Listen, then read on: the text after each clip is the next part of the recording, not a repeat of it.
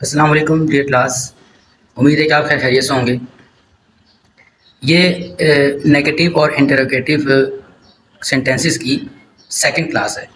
यानी इससे पहले नेगेटिव और इंटरोगेटिव पर मैं एक वीडियो बना चुका हूँ जिसमें हमने बेसिक्स इंटरोगेटिव और नेगेटिव के हवाले से बात की थी। और इस वीडियो में हम मज़ीद इस तरह के क्वेश्चंस को हल करेंगे कि जो एग्ज़ाम में आपके पास आते हैं और एग्ज़ाम में किस तरह से किया जाता है, वो सब चीज़ डिस्कस करेंगे। तो क्लास यहाँ पर अगर आपने पिछली वीडियो नहीं देखी है तो उसको ज़रूर जाकर देखें। मैं लिंक जो है डिस्क्रिप्शन में ही रख दूँगा। तो ये हमारी इंग्लिश ग्रामर की क्लास है। होप्स हो कि ये भी आपको पसंद आएगी और आपको सीखने को मिलेगा।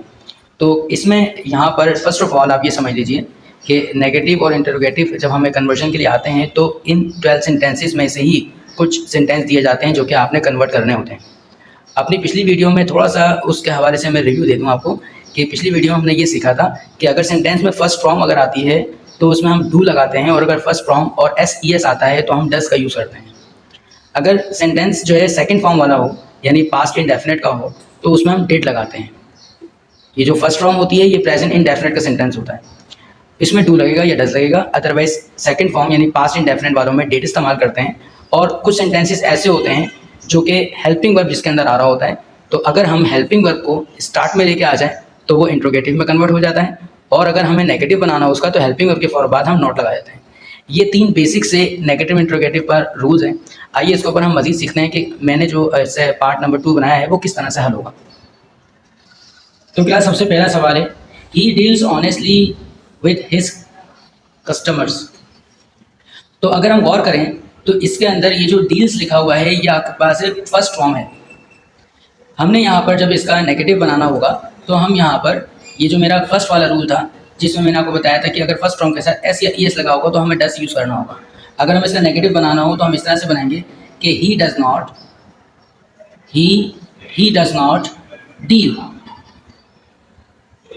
Deal honestly with his customer. बाकी सेंटेंस वैसे हम कॉपी कर लेंगे। इसमें गौरतलब बात यह है कि जब हम डील को यहाँ पर लिखेंगे नेगेटिव बनाते वक्त तो उसका एस ख़त्म कर देंगे, वो एस जो है वो डस के अंदर जा चुका है, तो हमें डज नॉट यहाँ पर लगाना है क्योंकि एस या ई एस आ रहा था। इसके बाद एक और सेंटेंस जो यहाँ पर दिया जा रहा है उस सेंटेंस में आपके पास यहाँ पर लिखा हुआ है they played in the ground. अब they played in the ground के अंदर अगर हम ये देखें कि यहाँ पर ये जो प्लेड लिखा हुआ है ये सेकंड फॉर्म आपके पास यूज़ हुई हुई है, यानी ये सेंटेंस पास्ट इंडेफिनिट का है। तो पास्ट इंडेफिनिट के लिए मैंने जो रूल आपको बताया था कि पास्ट इंडेफिनिट में हम यहाँ पर सेकंड फॉर्म देखकर डिड का यूज़ करते हैं। तो आपने यहाँ सेंटेंस बनाना है कि दे डिड नॉट और प्ले की जो यहाँ सेकंड फॉर्म लगी हुई है उसको फर्स्ट फॉर्म में कन्वर्ट करना ना भूलें, प्ले इन द ग्राउंड। बहुत ईजी से सेंटेंसेस आपके पास आते हैं। इसी तरह से ये जो थर्ड वाला सेंटेंस है they will leave for London, इसमें ये जो विल आपके पास दिया हुआ है ये इससे पहचान हो रही है कि ये एक हेल्पिंग वर्ब है, और इसके अंदर हम क्या हेल्पिंग वर्ब के फ़ौरन बाद हम यहाँ पर नॉट यूज़ करेंगे तो ये आपके पास नेगेटिव में कन्वर्ट हो जाएगा। तो 3 बेसिक रूल्स हैं जिसको यूज़ करके आप नेगेटिव और इंटरोगेटिव कर सकते हैं। They will not leave for London, इसमें कोई फॉर्म वगैरह चेंज नहीं होगी, बस जस्ट आपने हेल्पिंग वर्ब के फ़ौरन बाद नॉट लगा देना है। इसी तरह से एक और सेंटेंस जो आपको यहाँ दिया गया आई एक्सरसाइज्ड, इसमें ये जो आपके पास पूरा सेंटेंस है इसमें हेल्पिंग वर्ब हमें कहीं नज़र नहीं आ रहा। ज़्यादा आसान तरीकाकार ये है कि पहले आप ये तलाश कर लें पूरे सेंटेंस में कि हेल्पिंग वर्ब कोई है या नहीं। हेल्पिंग वर्ब कौन कौन से हो सकते हैं वो ज़रा यहाँ पर देखिएगा कि हेल्पिंग वर्ब के अंदर आपके पास यहाँ पर will, is, was, were, is, am, are, will be, shall be, has, have, had, will have, shall have, has been, have been, had been, will have been, shall have been, can, may, इस तरह के helping verb हो सकते हैं। अगर उनको हम पहचान लेते हैं तो हमें अंदाज़ा हो जाएगा कि हमें यहाँ पर नॉट हेल्पिंग वर्ब के बाद लगाना है। तो पहली कोशिश सेंटेंस में देखकर ये क्या करें कि इसके अंदर हेल्पिंग वर्ब आपके पास यहाँ पर मौजूद है या नहीं। अगर हेल्पिंग वर्ब नहीं है तो ऑब्वियसली वहाँ पर या तो फर्स्ट फॉर्म यूज़ हो रही होगी या सेकंड फॉर्म यूज़ हो रही होगी। इसको इस तरह के तरीक़ेकार से आप जल्दी इसको क्रैक कर सकते हैं, इसको जल्दी समझ सकते हैं। यहाँ पर देखें जैसे मेरे पास ये सेंटेंस दिया हुआ है आई एक्सरसाइज, तो मुझे हेल्पिंग वर्ब इसमें कहीं नज़र नहीं आ रहा। मुझे फिर ये सोचना है कि ये जो फॉर्म यहाँ पर यूज़ हुई है ये कौन सी है, तो exercise is a second form, so हमें यहाँ पर डिड यूज़ करना होगा, which means I did not exercise करना होगा, और एक्सरसाइज की हमें यहाँ पर फर्स्ट फॉर्म यूज़ करना है। इसके बाद अगर क्लास में सेंटेंस देखें तो लिखा हुआ है you play very well in the match, तो पूरे सेंटेंस के अंदर कहीं पर भी मुझे हेल्पिंग वर्ब नज़र नहीं आ रहा है, सिवाय यहाँ पर देखें इसके अंदर ये जो वर्ब है, वर्ब जो है हमेशा कब आएगा, वर्ब आपके पास सब्जेक्ट के फौरन बाद यहाँ पर लिखा होगा। तो यहाँ पर देखें यू प्ले वेरी वेल लिखा हुआ है, तो play is a first form. अगर फर्स्ट फॉर्म आती है तो हमें डज या डू लगाना होता है। चूंकि यहाँ पर एस नहीं लगा हुआ तो ऑब्वियसली हमें यहाँ पर डू यूज करना है। सो हम यहाँ लिखेंगे you do not play very well, play very well in the match.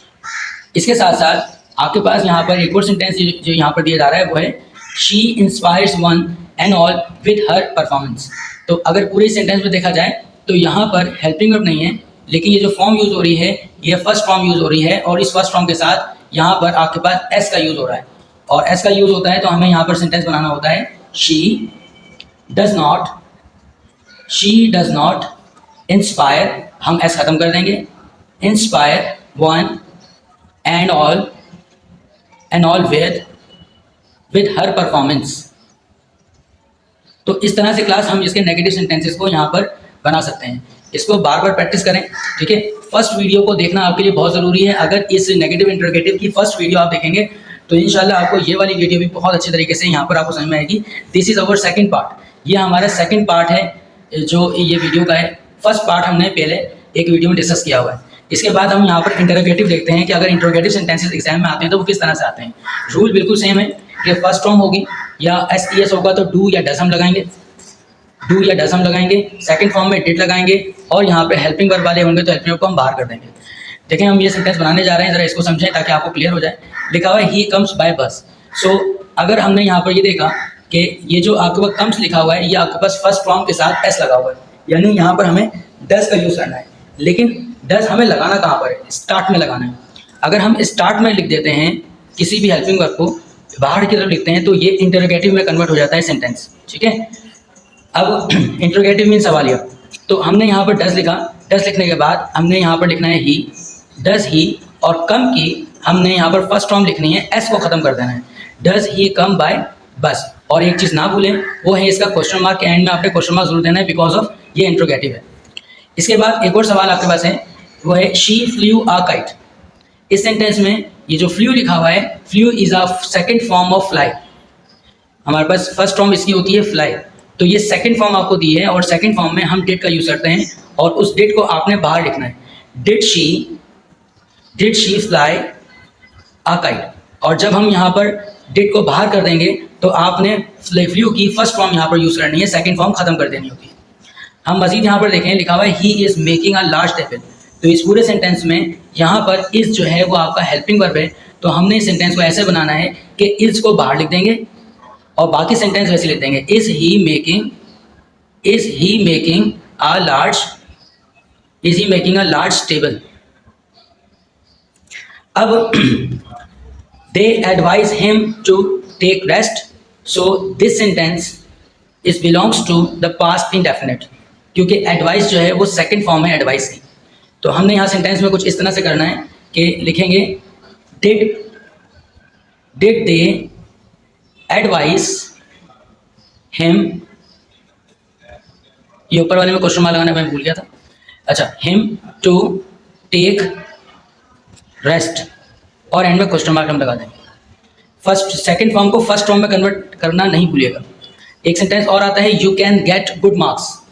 Here the can is helping verb, so हम स्टार्ट में लिखेंगे कैन, फिर लिखेंगे can you get good marks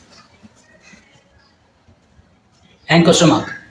फिर क्लास ये देखें कि इसके अंदर हमारा जो नेक्स्ट सेंटेंस है वो है Aslam runs fast, which means ये जो सेंटेंस दिया हुआ है ये प्रेजेंट इंडेफिनिट का है, क्योंकि इसमें लगा हुआ है फर्स्ट फॉर्म लगी हुई है और साथ में एस भी लगा हुआ है।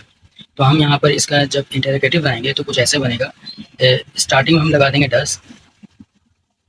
डस, फिर असलम, फिर हम लिखेंगे रन, एस को हटा के हमने डस में यहाँ पर शामिल कर दिया, इसलिए यहाँ से एस खत्म हो जाएगा, फिर आ जाएगा आपके पास फास्ट, देन हमने लगा देना है क्वेश्चन मार्क।